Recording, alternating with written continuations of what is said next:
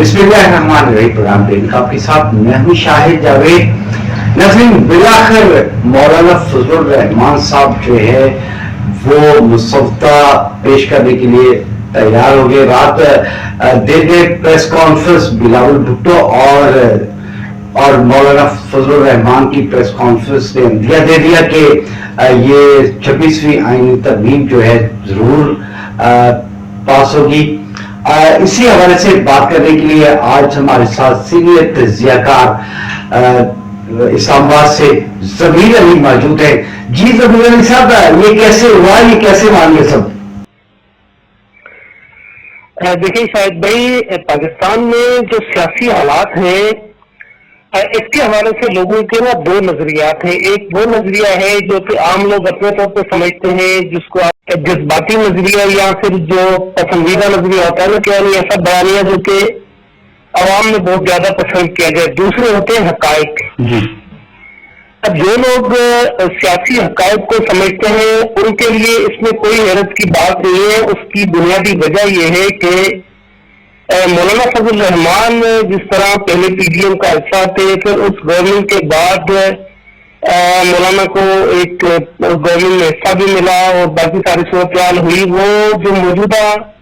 Election ہوئے تھے 2024 میں اس کے نتیجے میں جو گورنمنٹ بنی ہے اس ٹائم پہ وہ صورتحال نہیں ہوئی۔ اس وجہ سے مولانا ایک تو گورنمنٹ سے ناراض تھے، دوسرا ان باثر میں سے بھی ناراض تھے جن سے مولانا نے کسی زمانے میں کنوینس کی تھی۔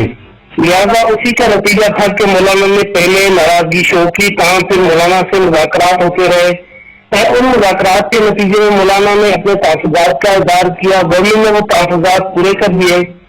تو اس کے نتیجے میں یہ مفاہمت ہو گئی۔ اب جب یہ گورنمنٹ کی جانب سے پہلی بار ان سے لیا گیا تھا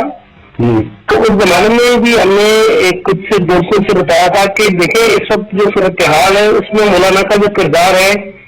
وہ جس طرح سے آپ سمجھ رہے کہ اہم ہے اس حساب سے نہیں ہے، بلکہ اس میں کچھ اور بھی چیزیں شامل ہیں۔ وہ دوست اکثر یہ بحث کرتے ہوتے تھے کہ اس طرح نہیں ہے، لیکن میں ان کو یہ کہتا تھا کہ مولانا کو پیپلز پارٹی نے جو اصل ٹاسک دیا ہے وہ یہ دیا ہے کہ کسی طریقے سے آپ پاکستان تحریک انصاف کو بھی شامل کر لیں تاکہ ہم یہ مشترکہ جو نا وہ ترمیم لے آئیں۔ لیکن بدقسمتی سے پاکستان تحریک انصاف کی جو صورتحال ہے یا پھر وہاں جو کام کرنے والے لوگ ہیں وہ تھوڑے جذباتیت کا شکار ہوتے ہیں، حقائق کو نہیں دیکھتے۔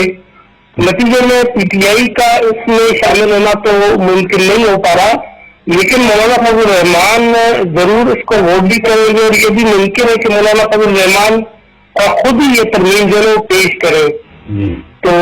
یہ میرا خیال ہے کہ آج کی تاریخ میں ممکن ہے کہ یہ تحریک پاس بھی ہو جائے اور آنے والے جو دن ہیں اس میں ہم جو اس وقت امیدوار ہیں چیف جسٹس کے جسٹس منصور علی شاہ، ہم دیکھیں کہ منصور علی شاہ چیف جسٹس نہیں بن پائیں گے۔ اس حوالے سے میں آپ کے ذریعے سے کچھ حقائق عوام کے سامنے رکھنا چاہتا ہوں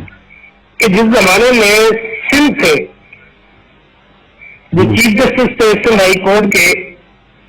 ان کا ٹینیور تھا کہ ان کو آنا تھا سپریم کورٹ، لیکن وہاں سے پھر جو موسٹ سینئر ججز تھے ان میں سے سلیکٹ کر کے جسٹس منصور علی شاہ کو سپریم کورٹ پروموٹ کیا گیا تھا اور chief justice Sindh high court سے نہیں رہ گئے تھے۔ تو اس طرح کے حقائق اس سے پہلے بھی موڑے جاتے رہے اور یہ پی ٹی آئی کے دور میں ہوا تھا جب پی ٹی آئی کی گورنمنٹ تھی اور ان کی جانب سے مختلف حوالوں سے آئین سازی اور قانون سازی کے لیے غور آزمائی کی جاتی تھی۔ جیسے آپ کو یاد ہوگا ایک بڑا تاریخی واقعہ ہے پاکستان میں کہ کس طرح سے جو سنجرانی صاحب تھے وہ چیئرمین سینٹ کے لیے دوبارہ الیکٹ ہو گئے تھے۔ تو اس طرح کے جو حالات اور واقعات ہیں یہ ہمیشہ سے ریپیٹ ہوتے رہے اور آئندہ بھی ریپیٹ ہوتے رہیں گے۔ تو اس وقت پی ٹی آئی میرا خیال ہے اپنے دور میں جو کیے گئے اقدامات تھے اس سے بھول گئے یا پھر کم از کم اس سے انہوں نے سبق نہیں سیکھا کہ جس طرح ان کے دور میں اکثر قانونی اور دیگر معاملات میں پیچیدگی کے باوجود بھی کام ہو جایا کرتے تھے، اسی طرح سے اس دور میں بھی ہو جائیں گی، کیونکہ اسٹیبلشمنٹ اور پاورفل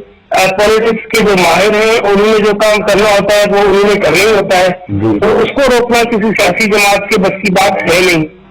تو میرا یہ خیال ہے کہ پی ٹی آئی کے دوستوں کو عقل سے ناخن لیتے ہوئے حقائق کو تسلیم کرنا چاہیے اور اس جو آئینی ترمیم ہے اس میں حصہ لینا چاہیے. بے شک وہ اس کی حمایت کرے یا پھر اس کی مخالفت کرے. دیکھیے اگر پی ٹی آئی اس کا بائیکاٹ کرتی ہے جو کہ پی ٹی آئی کی جانب سے زیادہ امکانات نظر آ رہے ہیں،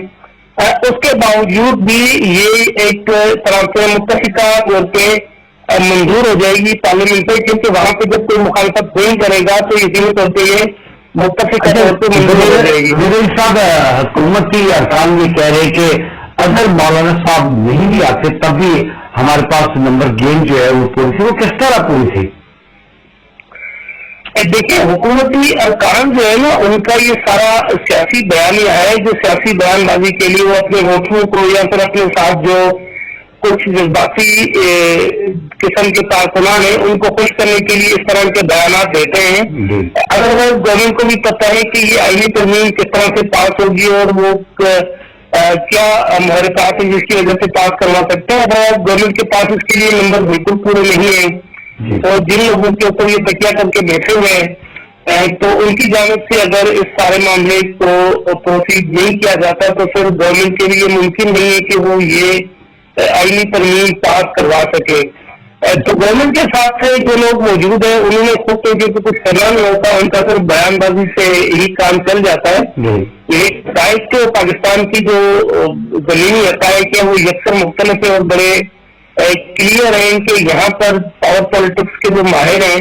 انہوں نے جب بھی کوئی کام کرنے کا فیصلہ کرنا ہو تو وہ کام ہو جاتا ہے اور انہیں جب کوئی کام نہیں کرنے دینا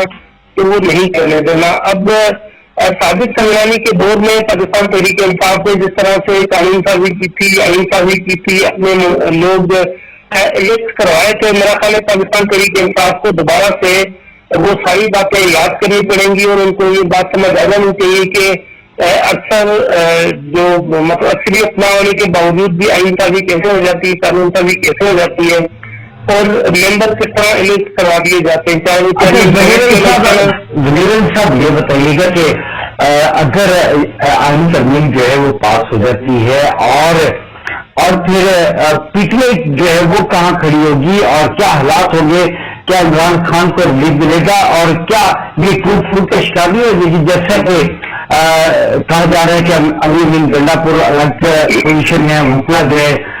گوہر خان وہ الگ پوزیشن پہ اور عمران خان صاحب جو ہیں ان کے جو ہے وہ ان کا الگ گروپ ہے، تو یہ ٹوٹ کا شکار نہیں ہو جائے گی؟ دیکھیے پاکستان تحریک انصاف کا المیہ یہ ہے کہ جہاں سے ان کو ریلیف مل سکتا ہے اس طرف یہ جاتے نہیں ہیں، جہاں سے ان کو ریلیف نہیں ملنا ہوتا یہ ادھر کھڑے ہو جاتے ہیں. پی ٹی آئی نے ہمیشہ سے یہی کیا ہے کہ وہ خود اپنے آپ کو بند گلی میں لے جاتی ہے.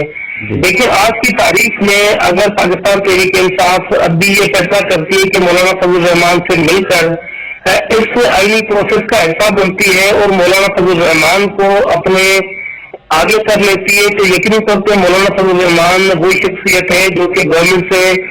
مختلف حوالوں سے مذاکرات کر کے یا پھر ایک طرح سے بارگننگ کر کے پی ٹی آئی کے لیے کوئی ریلیف لے سکتے ہیں. اس پہ پاکستان تحریک انصاف کے جو بانی چیئرمین ہے عمران خان ان کے لیے بھی ریلیف ممکن ہے کہ وہ اس کے لیے کوئی ریلیف لے پائیں، نہ صرف کیسز میں بلکہ یہاں پہ پارلیمنٹ میں بھی اور دیگر معاملات میں بھی. لیکن اگر پی ٹی آئی اپنے آپ کو دوبارہ بند گلی میں لے جاتی ہے اور مولانا فضل الرحمان نے جیسے پہلے یہ کہا ہے کہ مولانا فضل الرحمان کو جن نکات پہ اعتراض تھا وہ سارے نکات ریموو کر دیے گئے، اب یہ سب جو حقائق ہے وہ یہی ہے کہ جو موجودہ مسودہ ہے یہ گورنمنٹ کا تیار کردہ نہیں ہے بلکہ مولانا فضل الرحمان کا خود کا تیار کردہ ہے. تو اب اس طرح سے اگر مولانا فضل الرحمان اکیلے ہی گورنمنٹ کے کھاتے میں چلے جاتے ہیں اور وہ ان کو ووٹ کر دیتے ہیں تو یقینی طور پر پی ٹی آئی کے لیے یہ ایک جو پولیٹیکلی کارنر کھلا ہوا تھا یہ بھی بند ہو جائے گا. میں آپ کے توسط سے بالکل کھل کے بات کرنا چاہتا ہوں کہ پاکستان کے زمینی حقائق بہت مختلف ہے. یہاں پر چند لوگ کسی جگہ کھڑے ہو کے نعرے لگا کر اپنے لیے معاملات کو سیدھے نہیں کروا سکتے. یہاں سے حقائق کو دیکھتے ہوئے چلنا پڑے گا اور حقائق یہ ہے کہ اگر پاکستان تحریک انصاف نے عقل سے کام لیا اور موجود ان کے ساتھ جو جذباتی لوگ ہیں ان کی باتوں میں وہ نہیں گئے تو وہ مولانا فضل الرحمان کے ساتھ جائے. اور یہ بھی کہا جا رہا ہے کہ مولانا صاحب جو ہے ان کے سمیت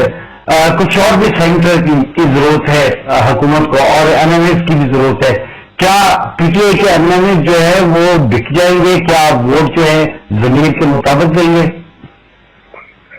دیکھیں آپ کو ایک بات بتاؤں جو کہ شاید پی ٹی آئی کے رہنماؤں کو بھی ذہن میں نہیں ہے، اور اس کے ساتھ ساتھ جو ہمارے یہ سننے والے یا پھر ہمارے جو یہاں پہ جو سیاسی ماہرین سارا دن بیٹھ کے ٹی وی چینلز پہ لوگوں کا دماغ خراب کرتے رہتے ہیں، ان کو بھی شاید اس چیز کی ابھی تک سمجھ نہیں ہے کہ پاکستان تحریک انصاف کا کوئی بھی رکن الیکٹ ہوا ہی نہیں ہے، سارے کے سارے آزاد منتخب ہوئے ہیں۔ اس کے بعد کچھ لوگ چلے گئے تھے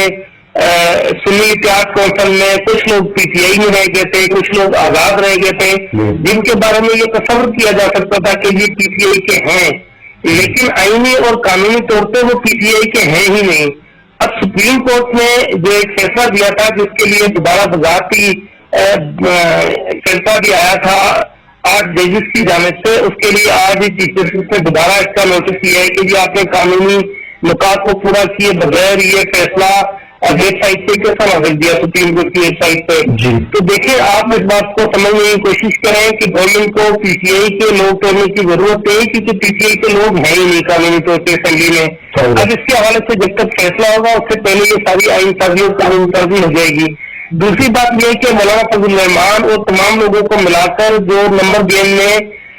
کم ووٹ پائے ہیں، وہ ایک ووٹ سینٹ میں ان کو کم پڑتا ہے اور ایک ووٹ قومی اسمبلی میں ان کو کم پڑتا ہے۔ تو پی ٹی آئی تو خود ہی بتا رہے کہ ہمارے اتنے ایم پی ایس توڑ دیے، اتنے ہمارے سینیٹر توڑ دیے، اتنے ہمارے لوگ ایسے ہیں جو مجبوری میں حکومت کو ووٹ کریں گے کیونکہ ان کے ساتھ بہت سارے مسائل ہیں۔ تو یہ تو ساری بات تو وہ خود ہی مان رہے ہیں کہ ہمارے ووٹ جو ہے وہ ان کو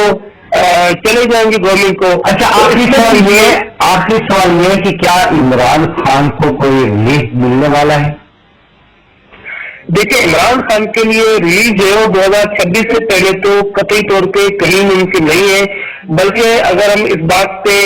زمینی حقائق کو دیکھتے ہوئے سمجھیں کہ عمران خان کے لیے ہر آنے والا دن سخت سے سخت ہوتا جائے گا، کیونکہ عمران خان کو جب بھی کوئی موقع ملا ہے ریلیز لینے کا،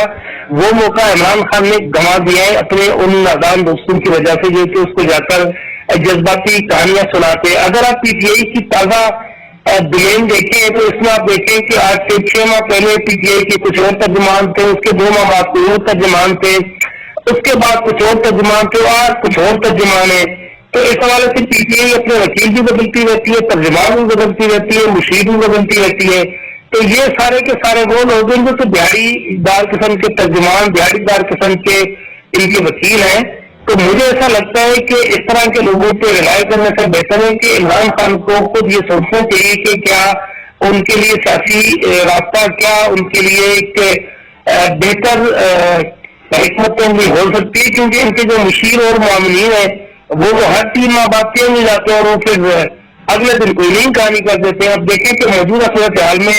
ڈائریکٹر گوہر نے جن چیزوں پہ اتفاق کیا تھا سلمان اکرم خان نے ان سے انکار کر دیا۔ تو اگر ان کا صدر ایک بات کرے اور سیکرٹری دوسری بات کرے، چیئرمین ایک بات کرتا ہے اور ان کا جو ترجمان ہے وہ دوسری بات کرتا ہے، تو اس طرح سے یہ کھاتا چلے گا نہیں۔ دوسری بات یہ کہ ان کو جو سپورٹ ہے سب سے زیادہ وہ ہے خیبر پختونخوا گورنمنٹ کی۔ تو خیبر پختونخوا گورنمنٹ کا جو سی ایم ہے اس کے لیے پی ٹی آئی کے لوگوں نے مکمل طور پہ راستے بند کر دیے۔ اب وہ کوئی بھی کسی قسم کی کوئی بیان بازی ہے اس سے بالکل پوزیشن میں ہے نہیں۔ تو 2 بار انہوں نے پہلے جو احتجاج کیا ہے، باقی چیزیں کی ہیں، اس کے بعد مجھے نہیں لگتا کہ اب خیبر پختونخوا سے دوبارہ کوئی لوگ علی اللہ پور کے ساتھ اسلام آباد کی طرف آئیں گے۔ تو پی ٹی آئی پہلے سے زیادہ بندگنی میں جا چکی ہے اور اس کو اگر سمجھنا چاہے تو ان کے لیے بہت آسان ہے۔ آج جو ہے ترمیم جو ہے وہ منظور ہو جائے گی؟ دیکھیں اس کے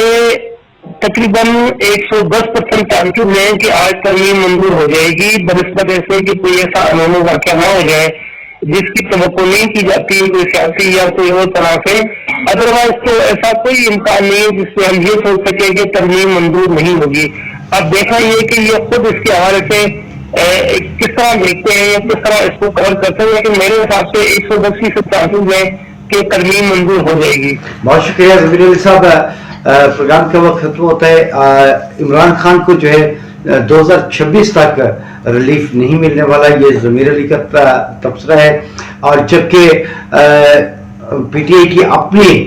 جو ہے اقدامات کی وجہ سے جو ہے پی ٹی آئی بند گلی میں جا رہی ہے،